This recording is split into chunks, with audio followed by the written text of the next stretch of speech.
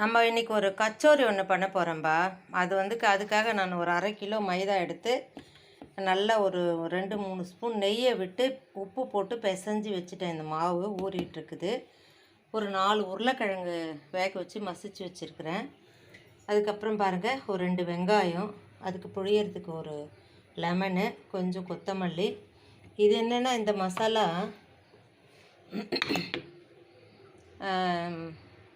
சோம்பு, சீரகம், பச்சை மிளகாய் நரன்னு நுணுக்கி வச்சுருக்கேன். இப்போ நம்ம இது எப்படி தாளிக்கலான்னு பாருங்கள். ஒரே 1 ஸ்பூன் எண்ணெய், நிறைய எண்ணெய் விடக்கூடாதுப்பா. இது 1 ஸ்பூன் எண்ணெய். இந்த 1 ஸ்பூன் எண்ணெயில் இந்த சீரகம், சோம்பு, பச்சை மிளகாய் இதை போட்டு நல்லா வதக்கிட்டு இருக்கோம். இப்போ இதுலேயே இந்த வெங்காயத்தையும் நம்ம போட்டுடலாம். சாரிப்பா, நான் வெங்காயம் போடல, இந்த கடலை மாவை போட்டு இதை நல்லா வறுத்துக்கிறோம். இப்போ நம்ம செவக்க இதை வறுத்துக்கிறோம். அந்த பச்சை வாசனை போகிற அளவுக்கு இந்த மிளகா, சோம்பில் போட்டு நல்லா வறுத்துக்கலாம்.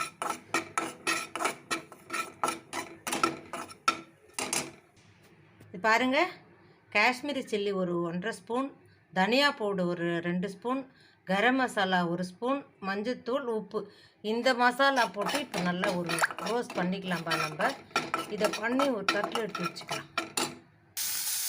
இதை ஒரு பவுலில் எடுத்துக்கிட்டேன். இப்போ பாருங்கள், ஒரே 1 ஸ்பூன் எண்ணெய்.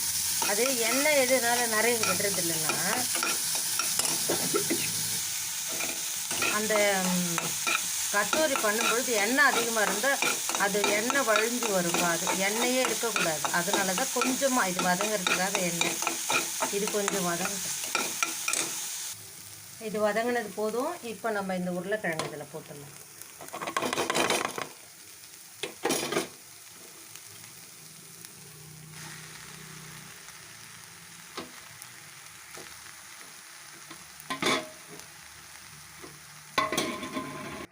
இந்த உருளைக்கிழங்கை நம்ம போட்டு நல்லா பெரட்டி விட்டாச்சு. இப்போ இந்த மசாலாவை இதிலேயே கொட்டிடலாம்ப்பா. இதுக்கு தேவையான உப்பு மட்டும் இப்போ நான் போட்டேன். ஏற்கனவே இந்த மசாலாவுக்கு கொஞ்சமாக உப்பு போட்டிருந்தேன். இப்போ இந்த உருளைக்கிழங்குக்கு தேவையான அளவு உப்பு போட்டுட்டேன். இப்போ இது எல்லாம் ஒன்றா கொட்டி கலந்து வைக்கிறேன். இப்போ கலந்துட்டேன்பா எல்லாம். லெமன் புழிஞ்சிருக்கேன், அதை ஊற்றிடுறேன், ஆஃப் பண்ணிடுறேன். இப்போ இந்த கொத்தமல்லியை தூவி விட்டுடலாம் மேலே. நம்ம இது எல்லாம் போட்டு கலந்து அதை உருண்டையாக உருட்டிட்டு வருவோம்.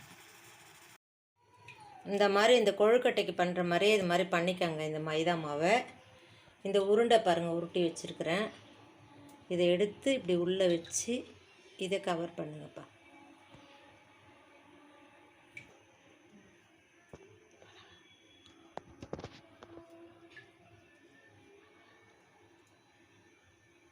பாருங்கள், இந்த மாதிரி கவர் பண்ணிவிட்டு இதை நல்லா இப்படி அழுத்துங்க.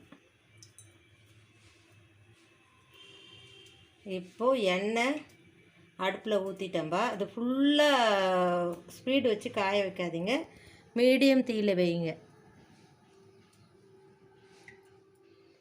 இது நிதானமாக தான் வேகணும். ஏன்னா மாவு ரொம்ப திக்காக கொடுத்துருக்குறேன் இல்லைங்களா, அது கொஞ்சம் மெலிசாக கொடுத்தாலும் இதில் இருக்க பூர்ணம் வெளில வந்துடும்.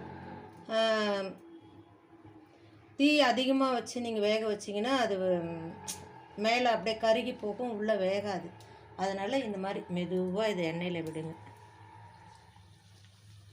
இன்னொன்று நம்ம அது மாதிரி பண்ணிக்கலாம்.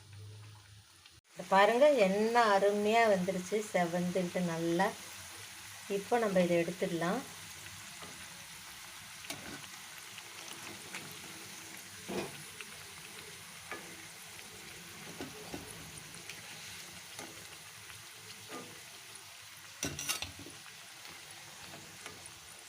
அந்த நெய் போட்டு பிசைறது என்ன அழகாக.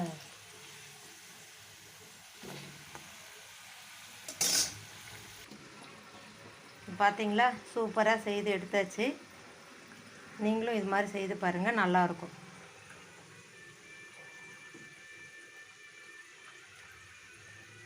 வாழ்க வளமுடன்.